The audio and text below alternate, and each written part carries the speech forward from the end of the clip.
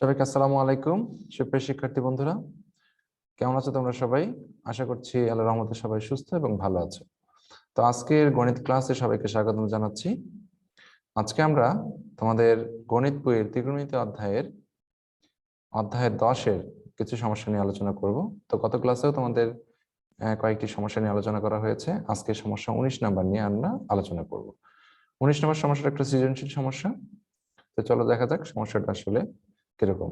খুব মনোযোগ দিয়ে অঙ্কটা দেখলে এবং যদি বাসায় প্র্যাকটিস করো খুব সহজেই এই ধরনের সমস্যা তোমরা সলভ করতে পারবে। তো চলো দেখা যাক 19 নম্বর অঙ্কতে কি বলা আছে। একটি নদীর এক তীরে কোনো এক স্থানে দাঁড়িয়ে একজন লোক দেখলো যে ঠিক সোজাসুজি অপর তীরে অবস্থিত 150 মিটার লম্বা একটি গাছের শীর্ষের উন্নতি কোণ 30 ডিগ্রি। লোকটি একটি নৌকা যোগে গাছটিকে লক্ষ্য করে যাত্রা শুরু করলো, কিন্তু পানির স্রোতের কারণে লোকটি গাছ থেকে 10 মিটার দূরে তীরে পৌঁছালো। উপরোক্ত বর্ণনাটি চিত্রের মাধ্যমে দেখাও। নদীর বিস্তার নির্ণয় করো।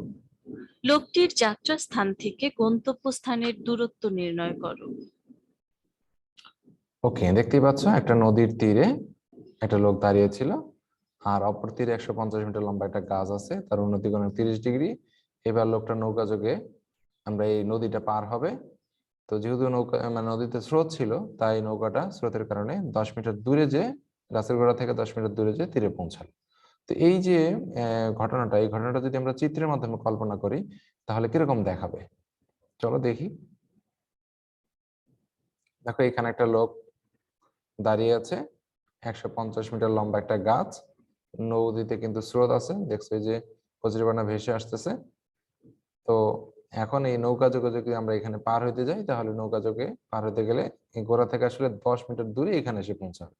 তো ঘটনাটা কি ঘটবে একটু দেখার চেষ্টা করো। দেখো লোকটার গাছটার উচ্চতা এখানে উন্নতি কোণ হচ্ছে 30 ডিগ্রি। তারপরে লোকটা কি করবে, নৌকা যোগে পার হচ্ছে, স্রোতের কারণে এই পাশে চলে আসলো, যার কারণে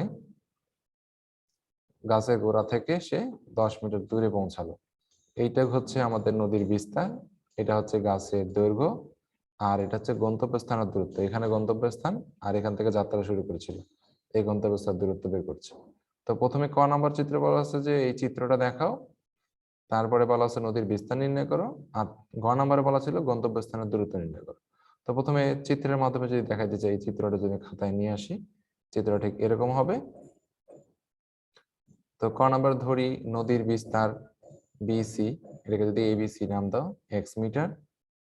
তারপরে বলবো যে এবং যাত্রাস্থান থেকে গন্তব্যস্থানের দূরত্ব সিডি, সিডি এই যে এইটা সি থেকে ডি, এইটা হচ্ছে ওয়াই মিটার, এক্স মিটার হচ্ছে সিবি আর সিডি হচ্ছে ওয়াই মিটার। ওকে, দেন এখানে এ বি গাছের উচ্চতা, এটা গাছ ছিল 150 মিটার, এবং বিডি গাছের গোড়া থেকে স্রোতের কারণে 10 মিটার দূরে পৌঁছালো ডিতে, তাহলে বিডি হচ্ছে 10 মিটার। আর কোণ এসিবি উন্নতি কোণ 30 ডিগ্রি, এই কোণটা দেওয়া ছিল। এভাবে আমরা ক নাম্বারটা করতে পারি। এবার খ নাম্বার দেখ, খ নাম্বার বলছে এই নদীর বিস্তার নির্ণয় করে। বিস্তার মানে বিসি এর মান নির্ণয় করে। তো এবিসি ত্রিভুজ থেকে আমরা কি পাই, এটা হচ্ছে আমাদের লম্ব, এটা হচ্ছে আমাদের ভূমি, কোণ দেওয়া আছে 30 ডিগ্রি। তো লম্ব ভূমি সম্পর্কিত কোণ আমরা ব্যবহার করবো। লম্ব ভূমি সম্পর্কিত কোণ আমরা কি জানি, ট্যান। ট্যান মানে হচ্ছে লম্ব বাই ভূমি। তো এই ত্রিভুজে যদি ট্যান 30 ডিগ্রি অ্যাপ্লাই করি, লম্ব বাই ভূমি হচ্ছে এবি বাই বিসি। তো ট্যান 30 মান আমরা সবাই জানি 1/√3, 1/√3 সমান সমান হচ্ছে 150 বাই বিসি। এখান থেকে আমরা খুব সহজেই বিসি বা নদীর যে বিস্তার সেটা বের করতে পারবো 150√3। এটা ক্যালকুলেটরে ক্যালকুলেশন করে আমরা পাবো 259.8076। এটাই হচ্ছে আমাদের নদীর বিস্তার। সুতরাং নদীর বিস্তার হচ্ছে 259.808 মিটার। আশা করছি খুব সহজেই তোমরা সবাই বুঝতে পেরেছো। এবার গ নাম্বার বলেছে আমাদের, গ নাম্বার বলেছিল এই সিডির মান কত, মানে গন্তব্যস্থানের দূরত্ব নির্ণয় করো। সিডি, সিডি খুব ভালো করে খেয়াল করো, এখানে সি বিডি এটা একটা সমকোণী ত্রিভুজ। সমকোণী ত্রিভুজের এটা হচ্ছে আমাদের সমকোণ, এটা যে অধিভুজ, একটা লম্ব একটা ভূমি। ওকে, তো সমকোণী ত্রিভুজের আমাদের এই সিডি হচ্ছে যেহেতু অধিভুজ, তাহলে অধিভুজ স্কয়ার ইকুয়াল টু লম্ব স্কয়ার প্লাস ভূমি স্কয়ার, এই সূত্রের সাহায্যে আমরা খুব সহজেই এই মানটা বের করতে পারবো। তো আমরা জানি অতিভুজ স্কয়ার সিডি স্কয়ার সমান সমান লম্ব স্কয়ার প্লাস ভূমি BC square plus BD square. আমরা বিসির মান খ থেকে পেলাম 259.808, আর এই বিডির মান আমরা জানি হচ্ছে 10 মিটার। তো 10 মিটার বসাই দিলাম। এটা যদি এখন স্কয়ার করো, এটার মান আসবে 67500.1996, আর 10 স্কয়ার করলে হবে 100। তো এই দুটোকে যোগ করলে পাবো সিডি স্কয়ার সমান সমান 67600.196। তো সিডি সমান সমান কত হবে? সিডি যদি রুট করো তাহলে মান বের হয়ে আসবে হচ্ছে সিডি সমান সমান 260.0003, 260 হচ্ছে মিটার। তো খুব সহজেই আমরা সিডির মান বের করতে পারি। এই তিনটাই ছিল এখানে।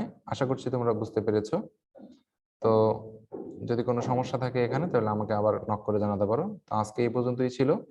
তোমরা বাসায় অঙ্কটি প্র্যাকটিস করবে। প্র্যাকটিস করে যদি কোনো সমস্যা পাও তাহলে আমাকে জানাবে। আসলে যাত্রাস্থান থেকে গন্তব্যস্থানের দূরত্ব এই পয়েন্টের পর 2 শূন্য বা 3 শূন্যের পরে সংখ্যা না নিলেও চলবে, আচ্ছা 260 মিটার। ওকে, তো আমরা